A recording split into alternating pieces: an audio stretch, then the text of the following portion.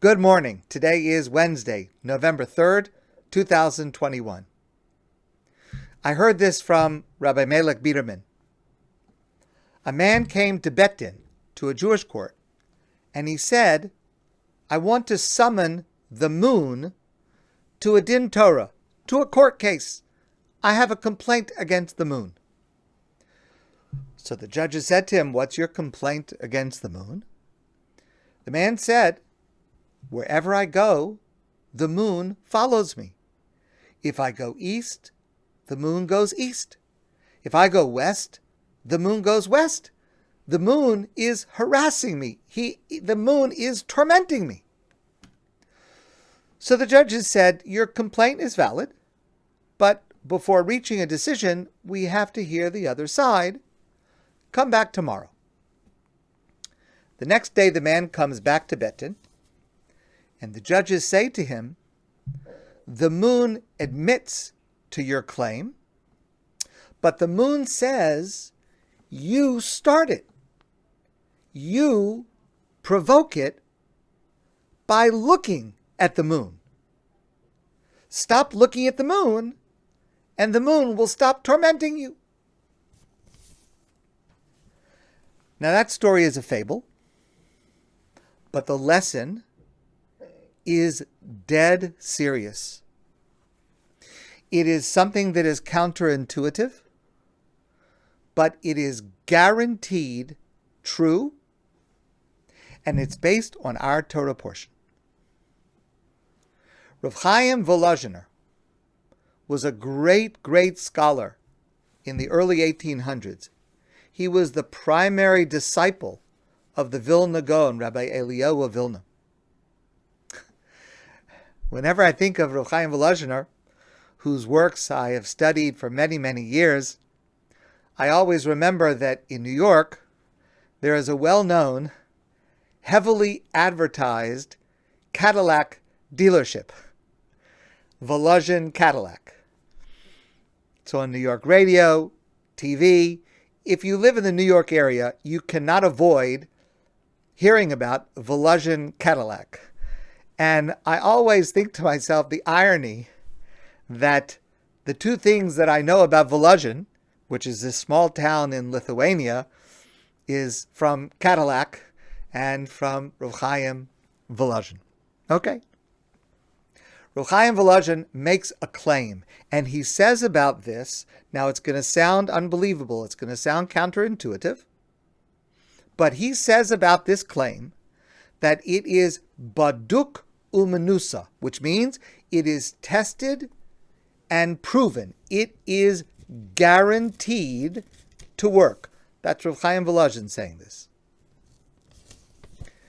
And it's based on our parsha. At the end of our parsha, when Esav learns that Yaakov stole Yitzchak's bracha, their father's blessing that was supposed to go to Esav, but Yaakov took it for himself, Esav was very, very angry at his brother Yaakov. Vayistom Esav es Yaakov ala bechora, asher berechu aviv. Esav was furious, enraged at Yaakov, his brother, concerning the blessing that their father had given him. Vayomer Esav b'libo, and Esav said to himself, Yikruvu yemei Evel avi. Soon, when my father passes away, Yitzchak was already a very elderly person at that time. As soon as my father passes away, Va'harga es Yaakov alchi, I'm going to murder Yaakov. I'm going to take my revenge. I'm going to kill him. Vayugad l'Rivka es divrei Esav b'no gadol. Rivka heard, I don't know how, somehow she heard what Esav was planning to do, how enraged he was, and the revenge he was planning to take. Vatishlach vatikra Yaakov b'no katan, and she called to her son Yaakov, the younger son. Vatomer elav hine Esav alchicha misnachem lecha lahargecha. Your brother is planning to kill you. V'ata b'ni shma b'koli. Now, Yaakov, my son, listen to what I'm telling you. V'kum barach lecha el Lavan achi charana. Go run away to Lavan, my brother, who lives in Haran, far away. V'yashavta imo yamim achadim, you'll stay with him a certain amount of time, ad asher tashuv chamas achicha, until your brother's anger subsides. Ad shuf af achicha mimcha, until your brother's anger dissolves from you, v'shachach eis asher asisa lo, and will forget what you did to him. And then you can come back. Now listen to what Reb Chaim Volozhin says. If you are in a fight with someone, and you start to give your friend, your former friend, the benefit of the doubt, you think to yourself, you start to realize, he's not entirely wrong, I'm not entirely right. You start to see perhaps there was some positive motivation in what he said or what he did. Maybe when you start to look very, very carefully, you'll be able to see that he is not such a terrible Rasha, wicked person, and you're not such a great tzaddik, a righteous person after all. At the moment that you do that within yourself, immediately his hatred towards you will subside, and he will become your close friend. That sounds crazy. If it's happening internally to me, how does that other person even know what I'm thinking? It sounds crazy.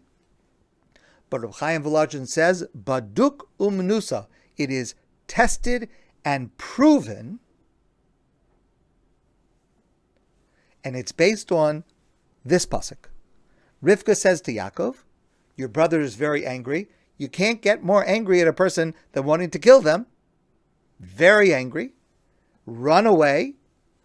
Ad asher tashuv chamas achicha, until your brother's anger subsides. But let me ask you a question. If Yaakov is going away, how will he know when Esav's anger subsides? That's the next words that Rivka speaks. Ad shuv af achicha mimcha, which can be translated as when your anger at Esav subsides. In other words, what Rivka is saying to Yaakov is, as soon as you, Yaakov, let go of the anger that you have towards Esav, at that moment, Esav's anger toward you will dissipate.